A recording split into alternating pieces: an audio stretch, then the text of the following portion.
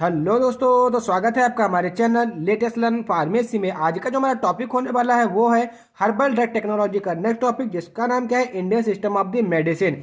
इस वीडियो में बेसिकली हम जो टॉपिक कवर अप करने वाले हैं वो है basic principle involve in the Ayurveda, सिद्धा, यूनानी एंड होम्योपैथी। उसके बाद सेकंड वीडियो में हम प्रिपरेशन स्टैंडर्डाइजेशन देखेंगे कि हम कैसे उसकी प्रिपरेशन करते हैं, कैसे उसको मोनोग्राफ से हम उसके पैरामीटर को देखते हैं। देन हम कहते हैं कि ये हमारा जो डोसेज फॉर्म है वो भी आयुर्वेदिक का वो एकदम करेक्ट है, अदरवाइज जो हमारा करेक्ट नहीं होगा। इस सब चीजों के बारे में हम नेक्स्ट वीडियो लेक्चर में देखेंगे।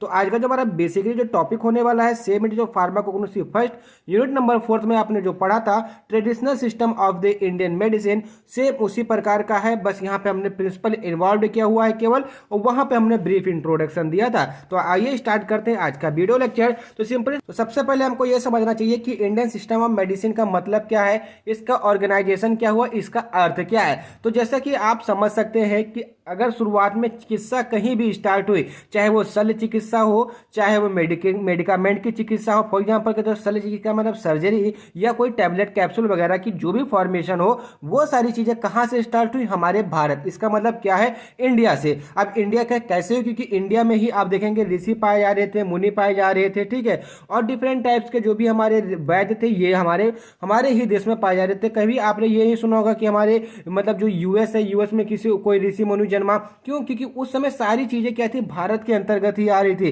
पहले के समय में तो जो अमेरिका था उसको सब लोग भारत समझते थे, लेकिन कुछ दिनों के बाद ऐसी खोज की गई, ये हिस्ट्री का मामला है, आज से 1000-1500 साल पहले की बात बता रहा हूं। वहां पर लोग समझते थे कि जो अमेरिका के नीचे है वो जो इसको बोलते हैं साउथ अमेरिका, वो एक्चुअल में इंडिया है। लेकिन जब इंडिया की खोज हुई तो पता लगा कि जहां पर हम लोग रह रहे हैं वो इंडिया नहीं है, इंडिया कहीं अलग है, जो कि हिंद महासागर के पास में है, जो कि हिंदुकुश पर्वत से इधर पड़ रहा है, इसलिए उसको बोला जाता था हिंदुस्तान। ठीक है, तो ये अलग चीजें, ये हिस्ट्री की चीजें हैं। आइए हम अपनी बेसिक टॉपिक पर आते हैं, जिसका नाम क्या है, Indian system of the medicine.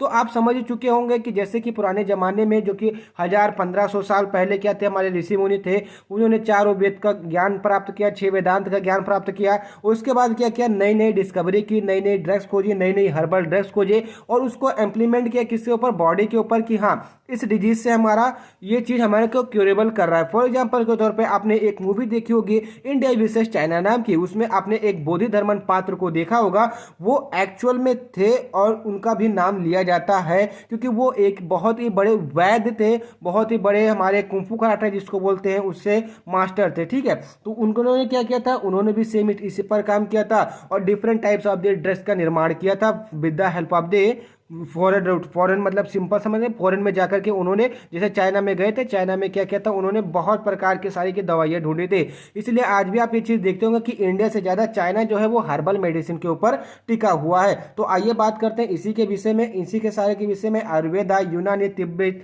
ये सारी चीज़ें आया कहाँ से। तो सबसे पहले बात आती है कि ये क्या होती है, इसके पास 6 रिकॉग्नाइज सिस्टम है मेडिकल ट्रीटमेंट। मतलब जो हमारा इंडिया है इसके पास शुरुआत से 6 चीजें थी, मतलब 6 जैसे ब्रांच, सिंपल से बोल सकते हैं कि ब्रांच या सिस्टम थे। वो थे कौन कौन से, पहला बात आयुर्वेदा, सबसे पुराना जो था हमारा क्या था, आयुर्वेदा था। उसके बाद सिद्धा आया, होम्योपैथिक, यूनानी, न्यूट्रोपैथिक एंड योगा। ये जो दो चीजें हम, न्यूट्रोपैथी और योगा, ये आपको इसमें मॉडर्न जमाना का लग रहा होगा, लेकिन ऐसा नहीं है। योगा जो था वो भी काफी पुराने चीज हमारे ऋषि मुनि बता कर गए। ठीक है, जैसे नटराजन का योगा हो गया, तो ये सब चीजें हमारी बहुत ही पुरानी है, इनका कोई जवाब ही नहीं, इनका कोई तोड़ ही आज तक नहीं ढूंढ पाया। क्यों नहीं तोड़ ढूंढ पाया, क्योंकि ये हमारे एंशियंट ऋषि मुनियों के द्वारा खोजा गया था, और जो कि हमारे ऋषि मुनि बताकर चले गए हैं उसको आए हमारे जो ये साहब थे, क्या बोलते हैं, जो भी इंग्लिश साहब थे, जैसे आइंस्टीन वगैरह थे, इन्होंने उसके ऊपर काम किया, अपना नाम दे दिया। फॉर एग्जाम्पल के तौर पर गुरुत्वाकर्षण का खोज किसने किया था,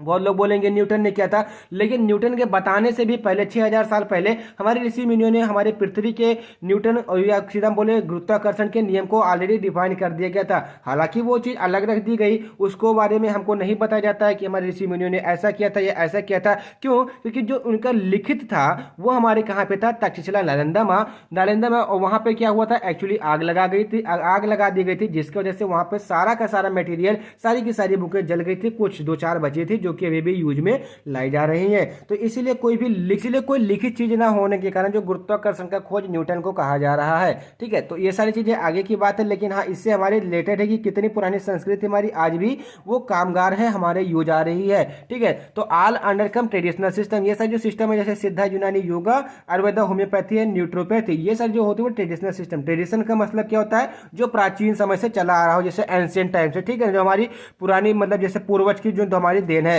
and each have different principle, और सभी के पास डिफरेंट डिफरेंट प्रिंसिपल है। इन्हीं प्रिंसिपल्स के बारे में आज हमको पढ़ना है, जिसको भी हमारे आयुर्वेदा होगा, सिद्धा होगा, होम्योपैथी, यूनानी, चार के बारे में पढ़ना है। आइए चारों के बारे में पहला टॉपिक स्टार्ट करते हैं।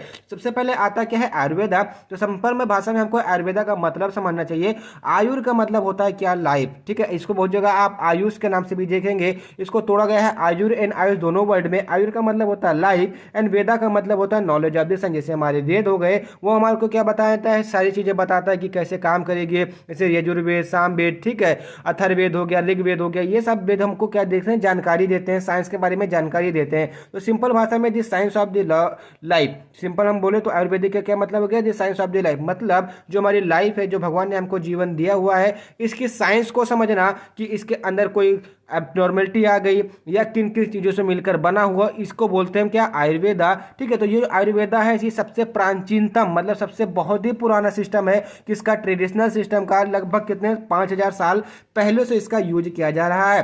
ठीक है, अब बात आती है कि ये कहाँ से स्टार्ट हुआ। तो आयुर्वेद का जो स्टार्टिंग माना जाता है वो ब्रह्मा मतलब ब्रह्मदेव, आप जानते हैं ब्रह्मा भगवान से। ठीक है, तो उनसे किया गया था। ब्रह्मा जी ने किसको तौट किया, मतलब किसको पढ़ाया इस चीज को आयुर्वेद के बारे में, दक्ष प्रजापति, जो कि माता पार्वती के पिता थे। और जो माता पार्वती के पिता थे उन्होंने अश्विनी कुमार, जो कि अश्विनी कुमार को आप जानते होंगे कि इन्होंने क्या किया था, च्यवनप्राश का निर्माण किया था। और क्या कहता है, एक बुढ़े की आंख को ये सिंपल से उसी च्यवनप्राश के माध्यम से सही कर दिए थे, और बुढ़े को उन्होंने क्या किया था, जवान कर दिया, मतलब जवानी ला दी थी उनके अंदर, सिंपल भाषा में तो यंग कर दिया था।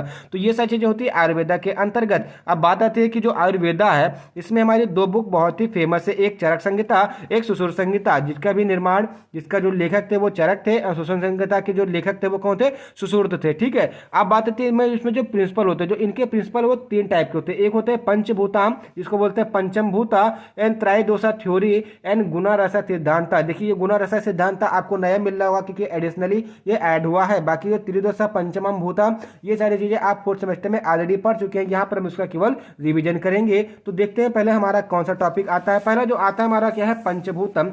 पंचभूतम में सिंपल से आप समझ सकते हैं कि आपका जो शरीर है किस चीज से मिलकर बना हुआ है, या पूरा ब्रह्मांड किस चीज से मिला गया है। तो पूरे ब्रह्मांड में आपको केवल पृथ्वी मिलेगी, जल मिलेगा, वायु मिलेगी, अग्नि मिलेगी एंड आकाश मिलेगा। ठीक है, तो ये सारी चीजें आप, इसका वो भी आता है, दोहा वगैरह भी आता है, क्षितिज, जल, पावर, गगन, शीरा, पंचरत्न, अधीर, अधीर शरीरा। ठीक है, ये क्या है, ये बताता है कि हमका जो हमारा शरीर है वो 5 रत्नों से मिलकर बना हुआ है। वो रत्न कौन कौन से है, पृथ्वी, जिसको आप चट्टान वगैरह कहते हैं, जल का मतलब क्या, पानी, वायु का मतलब क्या, जो हवा, अग्नि का मतलब आग, आकाश का मतलब जो हमारा आकाश है, जो हमारा आसमान है। इन सब चीजों से मिलकर हमारा क्या बना हुआ है, हमारी बॉडी बनी हुई है, हमारी पूरा का पूरा शरीर बना हुआ है। अब इसमें नेक्स्ट हो जाती है त्रिदोषा। त्रिदोषा, अब देखिए इसके बारे में भी हम डिटेल में डिस्कस करते हैं, वाता पित्ता कफा। और आपको भी वाता पित्ता कफा में इस तरह से बताऊंगा कि आप अपनी पर्सनालिटी के हिसाब से बता देंगे कि आपके पास किसकी कमी है, वाता की, कफा की, पित्ता की। क्योंकि मानी बात है कि इसमें से एक न एक की कमी होगी। सब लोग परफेक्ट नहीं होते हैं, किसी के अंदर कुछ गुण होता है, किसी के कुछ अवगुण होता है, या किसी के अंदर कुछ क्वालिटी होती है, किसी के अंदर कुछ ना कुछ गड़बड़ होती है। ठीक है, तो इसमें आता है वाता पित्ता कफा एंड गुना रसा सिद्धांता। इसमें यहीं पे समझ लीजिए गुना रसा सिद्धांता में जैसे रसा का मतलब जैसे टेस्ट, मतलब जैसे आपकी जीभ हो गई। ठीक है, सेंसरी ऑर्गन। गुना का मतलब क्वालिटी, इसका मतलब क्या है कि आपकी क्वालिटी क्या है। वीर्य का मतलब क्या जाएगा कि आपका एक्टिव प्रिंसिपल, मतलब आप कितने एक्टिव रहते हैं, किसी भी काम करने की क्षमता। जैसे आपको पढ़ना है तो आप पढ़ने के लिए कितना तत्पर है, ये आपके वीर्य के ऊपर निर्भर करता है। विपाक का मतलब क्या, डाइजेस्टिव, मतलब आपका पाचन कैसा है, एन प्रभाव, और आपका एक्शन क्या है, मतलब जैसे जो ड्रग आप ले रहे हैं उसका थेराप्यूटिक एक्शन क्या है। ठीक है, ये जो आप एक्टिव कर रहे हैं, ठीक है, जो एक्टिविटी कर रहे हैं उसका क्या एक्शन होगा आपकी बॉडी के ऊपर। ये सारी चीजें आती है प्रभाव, मतलब प्रभाव का मतलब उसके सीधा इंप्रेस, या सिंपल से समझे प्रभाव की मतलब उसका क्या इफेक्ट आ रहा है। ठीक है, अब आते हैं पहले जो हमारा पहला प्रिंसिपल है क्या, पंचभूताम। पंचभूताम को सिंपल हम पंचभूता भी बोलते हैं और महापंचभूता भी बोलते हैं। ठीक है, तो ये जो होता है ये बिलीव करता है कि जो यूनिवर्स है, इसका मतलब जो पूरी पृथ्वी है वो 5 चीजों से मिलकर बनी हुई है। क्या, अर्थ, वाटर, एयर, फायर, स्काई। इसका मतलब क्या है, पृथ्वी, जल, वायु, अग्नि और आकाश, ठीक है। और ये सारी चीजें मिलकर 7 टाइप के टिश्यू बनाते हैं जो कि हमारे ह्यूमन बॉडी के अंदर पाई जाते हैं। और इन्हीं 7 टाइप के टिश्यू और महाभूता मतलब पंच महाभूता जब आपस में मिल जाते हैं तो क्या बनाते हैं, सप्तधहु, ठीक है, जिसको बोलते हैं सप्ताधहु। ये सारी चीजें संस्कृत की भाषा की है, तो अगर आपको समझ में आया तो अच्छी बात है, अगर नहीं समझ में आया तो आपको इसको रेक्टिफिकेशन करना पड़ेगा। आई होप मैं जिस तरह से आपको बता रहा हूं तो आपको ये चीजें सारी चीजें समझ में आ रही होंगी। तो वो 7 टिश्यू कौन कौन से हैं जिससे मिलकर के हमारा शरीर, टिश्यू की बात हो रही है ना कि एलिमेंट। एलिमेंट में जैसे आपका पृथ्वी, जल, वायु, आकाश, अग्नि आ गया। और जो उनसे मिलकर जो हमारे टिश्यू बनते हैं वो कौन कौन से, जैसे रसा। रसा का मतलब क्या जाएगा, जो आपके बॉडी के अंदर लिक्विड मटेरियल, इसका मतलब क्या, प्लाज्मा, ठीक है। रक्त, रक्त का मतलब जो ब्लड है जैसे हीमोग्लोबिन। ममसा का मतलब फ्लैश हो गया। एंड मेदा का मतलब फैट वगैरह जो आपके अंदर फैटी पाया जा रहा है जिससे प्रोटीन वगैरह बनती है। मज्जा का मतलब, मैरो का मतलब बोन मैरो जो कि आपका स्पाइनल कॉर्ड होता है। एंड शुक्रा का मतलब क्या होता है, जो रिप्रोडक्टिव ऑर्गन्स होते हैं। एंड अस्थि का मतलब जो अस्थि का मतलब क्या होता है, बोन्स होता है। तो ये जो 7 चीजें हैं इनसे मिलकर एक मनुष्य का निर्माण होता है। अब दूसरी जो थ्योरी आती है वो त्रिदोषा थ्योरी आती है जिसको बोलते हैं हम क्या, वता पिता कफा, ठीक है। तो pancha mahabhuta exist in human body in 3 different form, मतलब जो आप पंच महाभूता देख रहे हैं इनका डिफरेंट डिफरेंट कॉम्बिनेशन हमारी बॉडी के अंदर पाया जाता है। जैसे एग्जाम्पल के तौर पर वता है, ठीक है। वता जो होता है स्पेस, स्पेस का मतलब आसमान, सिंपल एयर, ठीक है, सॉरी आकाश। आकाश और एयर का मतलब वायु, मतलब आकाश और वायु मिलकर क्या बनाता है, वता बनाता है। तो इसका मतलब जो आकाश और वायु का लक्षण होगा वो आपके अंदर पाया जाएगा। अब कौन कौन सा होगा अभी हम आगे देखकर चलते हैं, ठीक है। पिता का मतलब क्या, जो आग होगा और जो पानी होगा, ठीक है, उससे मिलकर जो बनता है वो पिता बनता है। एंड जो आपका कफा होता है वो लिक्विड और सॉलिड दोनों मिलकर बनाया जाता है जिसको बोलते हैं क्या, लिक्विड का मतलब आपका क्या हो जाएगा, ये वाटर। और सॉलिड का मतलब क्या हो जाएगा, जो आपका वहां पर क्या है, जो आप पृथ्वी है, पृथ्वी और पानी से मिलकर क्या बना, आपका कफा बना। अब आइए एक बात करते हैं कि वता पिता कफा आखिर है क्या। एक्चुअली ये जो वता पिता कफा ये आपको बहुत ही मतलब कम समझ में आएगा, क्यों, क्योंकि आप इसको बहुत अच्छे से पढ़े नहीं है। लेकिन आज मैं आपको इस तरह से बताऊंगा कि आपको ये चीजें एकदम माइंड में बैठ जाए। तो वता का मतलब क्या हो जाता है, ये क्या करता है, साइकिक एंड नर्वस सिस्टम। इसका मतलब क्या है, जो भी आपका नर्वस सिस्टम को कंट्रोल करते हैं उनको बोलते हैं वता। अब जैसे देखिए वता का रेगुलेशन, जिसका जहां पे साइकोटिक एक्शन हो गया, नर्वस सिस्टम जिसका बढ़िया रहेगा तो क्या हो जाएगा, वो इंटेलिजेंट होगा। सबसे पहली बात, उसकी जो बॉडी होगी वेल मेंटेन्ड होगी, क्यों, उसका नर्वस सिस्टम बहुत अच्छे तरीके से काम कर रहा होगा। इसका सिंपल सा मतलब समझे तो एकदम हष्ट पुष्ट तंदुरुस्त होगा वता में, ठीक है। इसका मतलब क्या, उसकी बॉडी मसल्स अच्छी होगी, उसके ऑर्गन जो होंगे जल्दी डैमेज नहीं होंगे, क्यों, क्योंकि उनका नर्वस सिस्टम अच्छा है, इंटेलिजेंट होंगे, पढ़ने में अच्छे लिखने होंगे, नींद कम लेंगे, ठीक है, और आलस भी बहुत कम करेंगे। अब ये प्रेजेंट कहां पर होता है, कॉलन में होते हैं, हिप्स में होते हैं, thighs, ear, bones and touch organ जैसे सेंसरी ऑर्गन, क्योंकि नर्वस सिस्टम में और साइकिक डिफरेंट ऑर्गन में पाए जा रहे हैं तो इसका मतलब ये लोकेटेड वहां पर होंगे। अब जो वता है इनकी कमी से कौन कौन से, जैसे आपके बॉडी देखिए ये जो वता पिता कफा है, ठीक है ना, इसकी एक ना एक कमी आपको देखने को जरूर मिलेगी हर एक इंसान के अंदर, ठीक है। तो ये सारी चीजें देखिए जिसमें ये क्वालिटी पाई जा रही है उसमें देखिए मैंने आपको बताया कि वो ज्यादा सोएगा नहीं, तो इसका मतलब कि उसको इंसोमिनिया हो सकता है, सेंसरी डिसऑर्डर मतलब डिसओरिएंटेशन हो सकता है क्योंकि उसका जो नर्वस सिस्टम है एक्टिव हमेशा रहता है। कॉन्स्टिपेशन की समस्या उसको, जैसे आप लोग कुछ लोगों को आपने देखा होगा कि भाई वो कितना भी कुछ भी कर ले लेकिन उनको कॉन्स्टिपेशन की दिक्कत रहती ही रहती है। साथ में उनको आई मतलब जो ENT मतलब क्या हो गया, ईयर नोज थ्रोट की प्रॉब्लम आपको देखने को मिलेगा। वो कंफ्यूजन होंगे और डिप्रेशन में जल्दी चले जाएंगे, तो कंफ्यूजाई जल्दी चले जाएंगे। तो इसका मतलब क्या है, उनके अंदर ये वता की अगर कमी है तो इसका मतलब ये सारी चीजें डिजीज है। अब बहुत सारे ऐसे लोग होते हैं जिनके अंदर वता और कफा दोनों की कमी हो सकती है, या तीनों की भी प्रचुर मात्रा पाई जा सकती है। तो इन सब चीजों को ट्रीटमेंट करने के लिए हमारे आयुर्वेद सिद्धांत में दी गई है जो ड्रग, उसके बारे में हम बात करते हैं। जैसे घी हो गया, ठीक है, और जो भी आपके मतलब जैसे ड्राई फ्रूट्स हो गए, जैसे काजू बादाम किशमिश हो गया, ठीक है। तो इन सब चीजों का यूज करके हम वता के रोग से, वता के दोष से निवारण पा सकते हैं। अब हमारा नेक्स्ट जो आता है वो आता है पिता। पिता जो होता है वो रेगुलेट करता है एनर्जी प्रोडक्शन को, टिश्यू बिल्डिंग को जिसको बोलते हैं मेटाबॉलिज्म, डाइजेशन को, थ्रस्ट को, हीट को, कॉम्प्लेक्शन को, इंटेलिजेंसिंग को एंड अंडरस्टैंडिंग को एक करेक्ट। देखिए बहुत लोगों को आपने ऐसा देखा होगा कि तुरंत लड़ पड़ते हैं, मतलब तुरंत झगड़ पड़ते हैं, उनका जो दिमाग होता है हमेशा एक्टिव होता है। इसका मतलब क्या है कि भाई अगर सामने वाले ने एक गाली दी नहीं, धड़ाक से थप्पड़ मार दी खींच के, सामने वाले ने कुछ गलत बोला नहीं कि उससे तुरंत झगड़ा कर बैठे। तो ऐसे जो कैटेगरी के लोग आते हैं उनके अंदर जो होता है वो पिता दोष होता है। पिता दोष का मतलब समझ रहे हैं कि जो क्या कहता है उनके अंदर मतलब एनर्जी का प्रोडक्शन करवाता है। जैसे देखिए एग्जाम्पल के तौर पर अगर आपकी बॉडी के अंदर एनर्जी का प्रोडक्शन ज्यादा हो रहा है तो आपसे कोई क्या करेगा, मतलब एकदम मजाक में बोल देगा कि भाई हम तुमको एक ठाका मारेंगे, जिसको मारने से पहले आप क्या करेंगे, उसको एक दो लापड़ दे चुके होंगे। तो ये क्या होता है, क्यों? क्योंकि आपके बॉडी के अंदर उससे ज्यादा एनर्जी है, आपको अंदर बहुत ज्यादा ताकत है। तो इसका सिंपल सा मतलब समझे कि जो आपने बॉडी बिल्डर वगैरह देखते हैं जिनकी बॉडी एकदम मतलब बिना ऐसे सिंपल समय, बहुत लोगों को आपने देखा होगा कि उनकी बॉडी वेल डेवलप्ड होती है, मतलब शेप्ड में होती है, ना ज्यादा मोटे होते हैं ना ज्यादा पतले होते हैं, इंटेलिजेंट होते हैं, उनका डाइजेशन एकदम सही होता है, उसके टिश्यू बाइंडिंग होने के कारण उनकी मसल्स वगैरह अच्छी होती है, ठीक है। और प्यास उनको थोड़ा ज्यादा लगते हैं, मतलब हमेशा पानी पीते रहते हैं, इंटेलिजेंट होते हैं, एंड अंडरस्टैंडिंग उनके अंदर बहुत होती है। और करज का मतलब सिंपल आप समझ सकते हैं, बहादुर भी ये लोग होते हैं। अब इसकी कमी से कौन कौन से रोग होते हैं, जैसे पिता वाले हैं, तो आप कैसे समझेंगे कि इनके अंदर पिता रोग है या पिता का दोष है? तो सबसे पहली बात हो जाएगी, उनको इन्फ्लामेशन की दिक्कत हो जाएगी। दूसरी एसिडिटी, उनके पेट के अंदर एसिडिटी बनेगी। लीवर डिजीज, स्किन डिजीज, इन सारी डिजीज से जो ग्रसित होगा उनको बोलेंगे आप क्या, पिता रोग से या पिता दोष से वो ग्रसित है। तो आप सिंपल से इन सारी चीजों को ऑब्जर्वेशन कीजिए अपने अंदर, उसके बाद बताइए क्या आप वता के हैं या पिता के हैं। अब बात आती है कफा के बारे में बात करते हैं, पहले इसके ट्रीटमेंट को जान ले। अगर आप पिता दोष से ग्रसित हैं, इसका मतलब क्या है कि आपके अंदर पिता दोष है, या इन्फ्लामेशन आ रही है, एसिडिटी बन रही है, स्किन डिजीज है, या लीवर डिजीज है, या इन सारी चीजों में से जो उनका पॉजिटिव पॉइंट है, ये सारी चीजें आपको देखने को मिल रही है। तो आप इसको कैसे, जैसे अपने गुस्से को कैसे कम कर सकते हैं ईटीसी की वगैरह में, तो इंजेक्शन ऑफ द घी, मतलब आप घी का यूज कीजिए, परगेटिव का यूज कीजिए, एंड फ्रेग्रेंस ऑयल का यूज कीजिए, एंड कैम्फर वगैरह का आप यूज कीजिए। इसलिए हमारे ऋषि मुनियों ने बताया है कि पूजा जब की जाती है तो कैम्फर जलाना आवश्यक होता है। क्यों? क्योंकि कैम्फर के अंदर जो प्रॉपर्टी होती है वो पिता दोष को कम करती है। आप देखते हैं जो पूजा पाठ, जैसे बहुत ज्यादा गुस्सा वाले जो लोग होते हैं वो क्या करते हैं, पूजा पाठ स्टार्ट करते हैं तो उनका क्या हो जाता है कि उनका गुस्सा अपना ऑटोमेटिकली शांत हो जाता है। क्यों? क्योंकि उस समय जो कपूर है, मतलब जो कैम्फर है, वो उनके जो पिता दोष है उसको निवारण कर रहा है, कहीं ना कहीं उनके बॉडी के ऊपर ऐड करके। अब बात आती है कफा के ऊपर।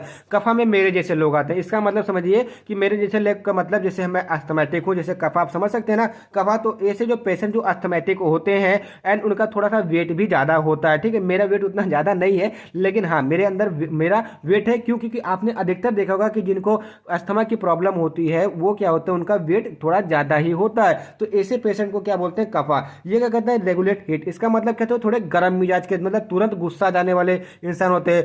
फॉर्मेशन ऑफ द फ्लूइड, इसका मतलब क्या है कि उनके अंदर जो ब्लड बनने की जो क्षमता होती है, या जो म्यूकस जो उसके अंदर प्लाज्मा होता है वो जल्दी बन जाता है। इसका मतलब जैसे आप सिंपल समझिए कि जैसे मेरी उंगली में कट लग गया, खून इतना ज्यादा गिर गया कि एकदम से ड्रेनेज हो गया। अब बात आती है कि हमको कैसे उसको रिकवर करना है, तो हमारी जो बॉडी होगी वो उस चीज को बहुत जल्दी रिकवर कर देगी। इसका मतलब जो ब्लड का फॉर्मेशन होगा बहुत तेजी से होगा, एंड म्यूकस भी ज्यादा बनेगा। अब भाई म्यूकस बनेगा तो सीधा अस्थमैटिक पेशेंट हो तो भाई म्यूकस बनेगा ही, इसलिए बोलते हैं उसको कफा है। And it give ability to emotion nature. इसका मतलब क्या है कि वो थोड़े इमोशनल होते हैं, जैसे कि मैं भी हूँ, ठीक है। जैसे लव में, मॉडेस्टी में, एंड पेशेंस वाले होते हैं। इसका मतलब वो धैर्यवान होते हैं। अब इसकी वजह से कौन कौन सी कमी होती है, जैसे हैवीनेस होता है। हैवीनेस का सिंपल मतलब समझिए कि उनका थोड़ा सा वजन बढ़ जाता है। कफिंग, ठीक है, asthma, nausea, digestive fire, excessive sleeping, etc। भाई इसमें से जितना बताया गया है ये सारी की सारी चीजें मैं अपने ऊपर अप्लाई करता हूं, और ये सारी चीजें मेरे ऊपर एप्लीकेबल है। मैं जब इसको पढ़ा तो मैं खुद शौक में हो गया कि भाई इसने मतलब एक्यूरेट कैसे बता दिया, ठीक है।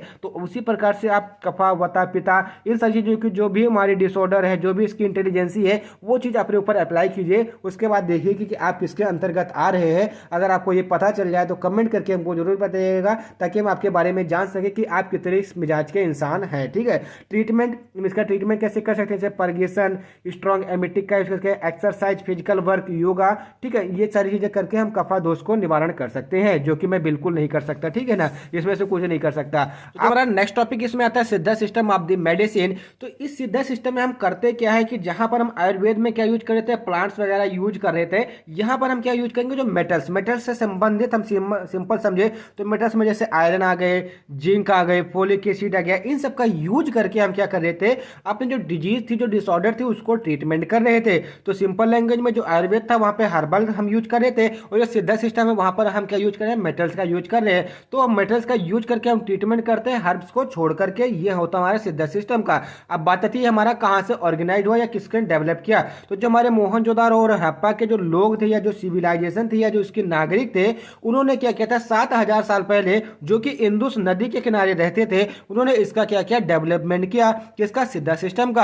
अब इनको क्या हुआ कि जो मोहनजोदारो हड़प्पा सभ्यता जब संकट में आई तो इन्होंने जो द्रविड़ थे, जो साउथ एशिया के साउथ इंडिया के जो हमारे लोग थे, जैसे चेन्नई वगैरह के, सिंपल श्रीलंका वगैरह के जो लोग थे, उनको क्या कहते हैं, ट्रांसप्लांटेड, मतलब उनको ये चीज सिखाया लगभग 2500 साल पहले। ठीक है, तो ये चलिए चीजें हो गई इसकी हिस्ट्री के बारे में। अब आते हैं इसके प्रिंसिपल्स के बारे में। तो जो इसका प्रिंसिपल होता है वो भी लाइक सिंपल आयुर्वेदिक के तरीके से होता है, जैसे त्रिदोषाम। ठीक है, वहां पे त्रिदोषा था, यहाँ पे त्रिदोषाम हो गया। और वतम पितम कफम, वहां पे वता पिता कफा था, यहाँ पे वथम पितम एंड कफम, ये हो गया। ठीक है, उसके बाद इसमें आता है पंच महाभूतम, जिसको बोलते हैं पंचम भूतम।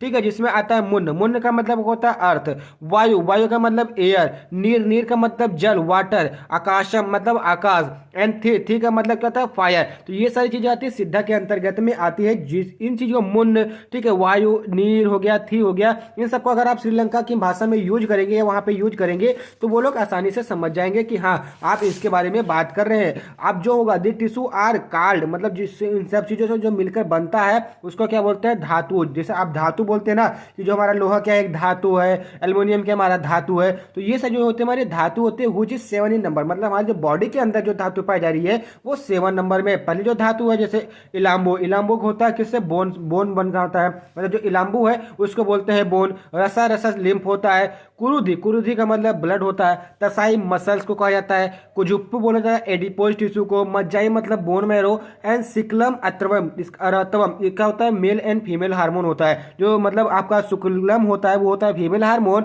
और जो आपका अर्थवम होता है वो आपका होता है मेल हार्मोन। ठीक है, ये धातु होती है हमारी बॉडी के अंदर पाई जाती है, जिनसे हमारी पूरी बॉडी का निर्माण होता है according to the Siddha system.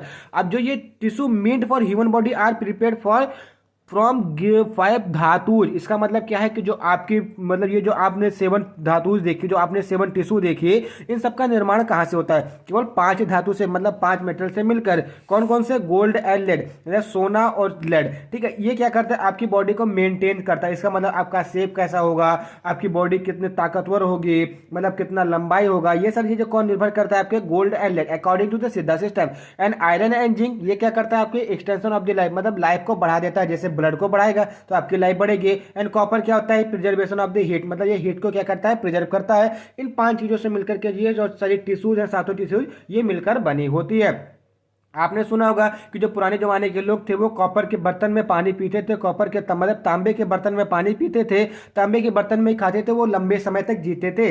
तो ये कॉपर क्या करता था, वो प्रिजर्व करता था किसको, लाइफ को। ठीक है, तो ये हो गई। अब इसके डायग्नोसिस, मतलब जो सिद्धा सिस्टम में होता है उसको डायग्नोसिस किस प्रकार से करते हैं। पहली बात पल्स रीडिंग करते हैं, यूरिन एंड टंग का एग्जामिनेशन करते हैं, उसका कलर कैसा है, and colour of the body, और बॉडी का कलर देखते थे। जैसे पीला कलर है तो बता दिया भाई जॉन्डिस हुआ है। ठीक है, वॉइस स्टडी, मतलब उनकी हकलाहट से देखते थे कि उनको ज्यादा तो इसका मतलब वात पित्त कफ की रोग से तो निदान नहीं है। And status of the digestive system, और उनका जैसे डाइजेस्टिव सिस्टम का क्या स्टेटस है, जैसे पेट उनका साफ हो रहा है, गैस तो नहीं बन रही, इसी वगैरह से क्या करते थे, उसमें डायग्नोसिस करते थे। अब इसमें जो नेचुरल ड्रग आती है जैसे सिंदूरम एंड भस्मा, आपने सुना था कि भस्मा का यूज करके जो हमारी इन्फ्लेमेटरी डिजीजेस होती है उसको हम क्या करते हैं, ट्रीट करते हैं। अब जैसे एग्जाम्पल के तौर पर रथापलम, रथापलम हमारी ड्रग है, एथिस, गोमेथिक, अबिनी एंड राजवंथम, ये हमारी क्या है, सिद्धा सिस्टम की ड्रग है। आपका इसमें नेक्स्ट सिस्टम आता है वो क्या होता है, यूनानी सिस्टम ऑफ द मेडिसिन। इसमें बेसिकली होता क्या है, इसको बोलते हैं हम क्या, इस्लामिक। इसका मतलब क्या है कि ये थोड़ा इस्लामिक में आ जाता है। जैसे हम कोई भी चीज इस्लामिक में यूज करते हैं तो उसका थोड़ा सा नाम डिफरेंट हो जाता है। ठीक है, जैसे हम मिजाज बोलते हैं, ठीक है ना, आपका मिजाज कैसा है भाई, तो ये सारी चीजें आती है क्या, इसमें आती है, इस्लामिक में आती है। तो इनको बोला जाता है तिब ए उनानी, जिसे इसका अदर नेम है Greek medicine, Arab medicine, Islamic medicine and oriental medicine के नाम। अगर इन सब चीज़ों में से कहीं भी आपको किसी भी कंपटीशन एग्जाम में या किसी भी कंपटीशन एग्जाम से लेकर के जैसे जीपेट वगैरह आप दे रहे हैं, तो इन सब चीज़ों से अगर आपसे पूछा जा रहा है तो आप समझ लीजिए कि वहाँ पर यूनानी सिस्टम की बात की जा रही है। ठीक है, अब फादर ऑफ द यूनानी सिस्टम हिप्पोक्रेटिस को बोला जाता है, जिसको 460 से 377 बीसी में इसकी खोज की थी या इसका प्रोडक्शन किया था। अब इसमें जो प्रिंसिपल होता है, इसका बेसिक 2 प्रिंसिपल होता है, एक होते हैं हिप्पोक्रेटिक थ्योरी, एक होता है पाइथागोरियन थ्योरी। तो जो आपकी हिप्पोक्रेटिक थ्योरी थी, इसने क्या बताया, पांच चार चीज बताई। एक दम बताया, मतलब दम का मतलब ब्लड, जैसे बोलते हैं ना कि भाई अगर तुम में दम हो तो आकर हमसे लड़ लो, तो अगर आपके अंदर ब्लड हो तो आकर के लड़ लो। उसके बाद आता है सौदा, सौदा का मतलब होता है सफरा, ठीक है। उसके बाद फ्लेगम, फ्लेगम मतलब बलगम, जो आपके मतलब जो कफिंग वगैरह से बलगम निकलती है, फ्लेगम। एंड आता है क्या आपका ब्लैक बाइल, मतलब जो बाइल होता है वो, जिसको उसको बोलते हैं क्या इस भाषा में, मतलब जो यूनानी भाषा में सफरा बोलते हैं, मतलब सैफरा, ठीक है। जो BUMS बोल रहे होंगे उससे आप पूछेंगे तो बहुत अच्छे तरीके से इसको बताएंगे। अब आता है पाइथागोरियन थेरेपी। इस थेरेपी के अकॉर्डिंग में जो पूरा यूनिवर्स है वो केवल चार चीजों से मिलकर बना हुआ है। अभी तक आयुर्वेदा सिद्ध में देखा पांच चीज, यहाँ पर हम देखेंगे केवल चार चीज। खाक मतलब क्या अर्थ, जैसे बहुत लोग बोलते हैं खाक में मिल जाओगे, हमसे मतलब लड़ाई मत करना तो तुमको खाक में मिला देंगे, मतलब मिट्टी में मिला देंगे, तो उसका मतलब क्या जाएगा, अर्थ हो जाएगा। ईयर मतलब जिसको बोलते हैं बाद, बाद का मतलब क्या जाएगा ईयर। आतिश मतलब बोलते हैं ना कि आतिशबाजी ज्यादा ना दिखाओ नहीं तो जल जाओगे, तो वही होती है आतिशबाजी का मतलब क्या जाएगा, फायर हो जाएगा। एंड आब का मतलब होता है वाटर, मतलब जो हमारे यूनानी सिस्टम में होता है आब का मतलब क्या होता है, वाटर होता है, ठीक है। तो ये इसमें क्या थे, दो प्रिंसिपल थे। अब इसके अकॉर्डिंग तो यूनानी सिस्टम के अकॉर्डिंग हमारी बॉडी होती है, जो ह्यूमन बॉडी होती है, ये बेसिकली सात चीजें कंबाइन की होती है। पहला जो होता है अरवाह, अरवाह को बोलते हैं वाइटल स्पिरिट। वाइटल स्पिरिट का सिंपल से मतलब समझे कि आपकी आत्मा से लिया जाता है। अर्कन का मतलब क्या होता है, एलिमेंट्स, जो आपकी बॉडी के अंदर जो भी एलिमेंट्स पाए जाते हैं, चाहे वो धातु हो, लोहा, जैसे आयरन हो गया, कॉपर हो गया, जिंक हो गया, ठीक है, या हमारा क्या हो गया, गोल्ड हो गया, लेड हो गया, तो आता है अर्कन के अंदर। मिजाज बोलते हैं भाई, मिजाज कि आपका मिजाज कैसा है, इसका मतलब क्या है, आपका टेम्परेचर। अगर आपका टेम्परेचर हाई हुआ, ये टेम्परामेंट, सिंपल बोल रहे टेम्परामेंट, अगर आपका टेम्परामेंट कैसा है, मिजाज कैसा, कि आपका स्वभाव कैसा, ये बताता है क्या हमारा मिजाज। अखलात, अखलात का मतलब होता है बॉडी फ्लूइड, मतलब आपके अंदर का जो बॉडी फ्लूइड है उसको बोलते हैं कि यूनानी भाषा में अखलात। एजा, एजा का मतलब बकरी होता है, लेकिन ऑर्गन यहाँ पे देखा जाता है यूनानी सिस्टम के अंतर्गत कि एजा का मतलब क्या होता है, ऑर्गन होता है, जैसे आपका हाथ, गोड़, पैर, हार्ट, ठीक है, किडनी, ये सब होते हैं किसके, एजा के अंतर्गत। एंड अफाल का मतलब जो फंक्शन आपकी बॉडी, क्या क्या फंक्शन, जैसे चलना, घूमना, फिरना, ईट से आता है अफाल के अंतर्गत। एंड कावा का मतलब पावर, मतलब आपके बॉडी के अंदर कितना पावर है, मतलब आपके अंदर कितनी ताकत है। ये सब चीजों से मिलकर हमारा क्या बनता है, एक ह्यूमन बॉडी बनता है। और इन सारी चीजों में से अगर कोई भी चीज ऐसी नहीं आपकी बॉडी के अंदर पाई जा रही, तो इसका मतलब क्या जाएगा, या तो आपकी डेथ हो जाएगी या किसी आप पार्टिकुलर पैथोलॉजिकल डिजीज से ग्रसित हो जाएंगे। अब डायग्नोसिस पर्पज क्या, मतलब डायग्नोसिस किस प्रकार से की जाती है, नब्ज मतलब पल्स रेट देख के, यूरिन का कलर देख के, स्टूल को देख के। तो नब्ज, बाउल एंड बरा, देखिए भाई जो वीडियो देख रहा है उसको तो ये समझ में आ रहा होगा, लेकिन जो केवल नोट्स देखेगा उसको ये चीज से समझ में नहीं आने वाली है। अब इसमें जो ट्रीटमेंट होता है रेजिमेंटल ट्रीटमेंट, मतलब क्या कि आपके बॉडी के अंदर जो भी हमारा ऐसे प्रोडक्ट हैं जो कि आपके लिए अनवांटेड है, उनको बाहर निकाल देना। जैसे एग्जांपल के तौर पे सांप ने काटा, या आपने सिंपल समझिए कि जहर आपने खा लिया, ठीक। जहर खाने के बाद क्या करेंगे, उसको आपको उल्टी करवाएंगे, एमिसिस करवाएंगे, या ठीक है तो क्या देंगे, एमेटिक एजेंट देंगे जिसका जैसे आप उल्टी, उसी को बोलते हैं रेजिमेंटल थ्योरी। मतलब आपकी बॉडी के अंदर से डिटॉक्सिफिकेशन कर देना। इसका मतलब जो भी हमारे बॉडी के अंदर ऐसी चीजें हैं जो कि हमारी बॉडी को नुकसान कर रही है, उसको बाहर निकाल देना। That's undergo the regimental theory. जैसे एमिसिस का मतलब उल्टी, परगरिंग, डायफ्रोसिस, डायरोसिस, ठीक है, डायरोसिस वगैरह समझ, मसाजिंग एंड टर्किश बाथ, इन सब के माध्यम से ट्रीटमेंट करते हैं। And diet therapy and pharmacotherapy भी इसमें यूज किया जाता है। तो ये बात हो गई आपकी यूनानी की। अब नेक्स्ट आता है क्या, होम्योपैथी। तो सिंपल होम्योपैथी का जो सिंपल प्रिंसिपल ये होता है कि लोहा लोहे को काटता है, ये होता है होम्योपैथी का। फॉर एग्जाम्पल के तौर पे मैं आपको एग्जाम्पल देना चाहता हूं, जैसे सांप काटता है, ठीक है, तो सांप काटने की जो होम्योपैथिक में दवा है उसका नाम क्या है, नाजा 200 पोटेंसी। लेकिन सांप के अंदर भी जहर है, उस बॉडी के अंदर जहर दिया, और जो नाजा 200 जैसे ना आपके करप्ट नाम का सांप सुना जिसको बोलते हैं घोरकोराइड, ठीक है, उसके जहर से जो बनाया जाता है उसका नाम क्या होता है, उसको डायल्यूट करके नाजा 200 पोटेंसी का ड्रग बनाई जाती है, जो कि क्या हमारी होम्योपैथिक की मेडिसिन है। इसको यूज किया जाता है जब कभी भी किसी को भी सांप काट लिया जाता है, काट लेता है, तो हर 10 मिनट में उसको 30-30 बूंद ड्रॉप करके उसको दिया जाती है। तो इसका जो सिंपल रूल होता है कि जिस चीज से आपको उस चीज का एलर्जेंस हुआ उसी चीज से ट्रीटमेंट कर देना, दैट्स अंडरगो होम्योपैथी। तो होम्यो का मतलब होता है सिमिलर, एंड पैथोफोटोज का मतलब होता है क्या, सफरिंग। तो cause of the disease itself can be used for this treatment, मतलब जिस वजह से आपको वो डिजीज हुई है उसी वजह से आपके उसी एजेंट से आपको क्या जाएगा, उससे निजात मिल जाएगी। ये होता है होम्योपैथिक। एग्जाम्पल के तौर पर मैंने आपको नाजा 200 पोटेंसी बताया। अब इसके फाउंडर थे वो केमिस्ट थे, बायोलॉजिस्ट थे, ठीक है, doctor Christian Friedrich Samuel Hahnemann, इनके क्या थे, हमारे फाउंडर थे। अब इसका जो प्रिंसिपल है, कई सारे प्रिंसिपल है। एक होता है इंडिविजुअलाइजेशन, ठीक है, इसका मतलब क्या होता है कि according to this no two individuals inward arts. देखिए आपने अगर कभी होम्योपैथिक मेडिसिन खाई होगी, ठीक है, तो आपने ये देखा होगा कि आप सारी मेडिसिन एक साथ नहीं लेते। आप क्या करते हैं, पहली मेडिसिन लेते हैं, उसके 5 मिनट के बाद लेते हैं, उसके 10 मिनट के बाद लेते हैं, मतलब टाइमिंग के अंतराल पे। इसी को बोलते हैं इंडिविजुअलाइजेशन, मतलब एक एक चीज करके खाना। तो कोई भी दो चीजें ऐसी नहीं है जो कि पूरे संसार में सेम हो, मतलब एकदम सेम तरीके से हो। Hence disease affecting the individuals and the response can not be similar. इसलिए कहा जाता है कि जो ड्रग हम यूज कर रहे हैं, देखिए यहाँ पर इसने क्या किया, होम्योपैथिक के सिद्धांत को उल्टा कर दिया, इसलिए इसको क्या कहते हैं, बाद में जाकर के इसको रिजेक्ट कर दिया गया। इसका मतलब क्या है कि जो हमको ट्रीटमेंट हो, जैसे हमको सांप ने काटा तो हम उसका लोहा लोहा को नहीं काटेगा अकॉर्डिंग टू द दिस। जैसे medicine use to cure some diseases in different individuals are different. जैसे देखिए, अगर मुझे कोई डिजीज हो रखी है तो जरूरी नहीं है कि मुझे एंटीबायोटिक काम करेगी और बाकी ड्रग काम नहीं करेगी। हाँ, आपको हुई तो आपको हो सकता है कि एंटीबायोटिक काम कर जाए, लेकिन जरूरी नहीं कि वो एंटीबायोटिक मेरे ऊपर काम करे। इसी को बोलते हैं इंडिविजुअलाइजेशन। तो सिंपल भाषा में अगर हम ऐसा समझे कि कोई ऐसी स्पेसिफिक ड्रग जो कि एक स्पेसिफिक बंदे पर काम कर रही है, दैट्स अंडरगो द इंडिविजुअलाइजेशन, जो कि हमारा क्या है, होम्योपैथी के अंतर्गत आ रहा है। उसके बाद सेकंड प्रिंसिपल आता है लॉ ऑफ सिमिलिया या principle of the similia. Similia का मतलब सिंपल, मतलब सॉरी सिमिलर, सिमिलर, ठीक है। तो सब्सटेंस व्हिच कॉज डिजीज और produce similar symptom in healthy person can use to cure. इसका मतलब क्या हो जाता है कि जिस सब्सटेंस की वजह से आपको वो डिजीज हो, जैसे आपको ट्यूबरकुलोसिस होती है, ठीक है, तो उसी से स्ट्रेप्टोमाइसिन एंटीबायोटिक वगैरह बनाई जाती है, तो आपको ट्रीटमेंट किया जाता है। ये बताता है क्या, लॉ ऑफ द सिमिलिया, ठीक है। मैं आपको इसमें एलोपैथी में भी ले आ रहा हूँ। तो डिजीज इन द पेशेंट, जैसे वैक्सीन वगैरह हुई, जैसे आपने जब कोविड का मतलब कोविड का दौर चल रहा था, तो वहां पर आपने ये चीज सुना होगा कि भाई वहां पे प्लाज्मा थेरेपी के माध्यम से कोरोना का इलाज किया जा रहा है। इसका मतलब क्या है कि आपको अगर कोरोना हुआ, आप ठीक हो गए, तो आपका इम्यून सिस्टम बूस्ट हुआ।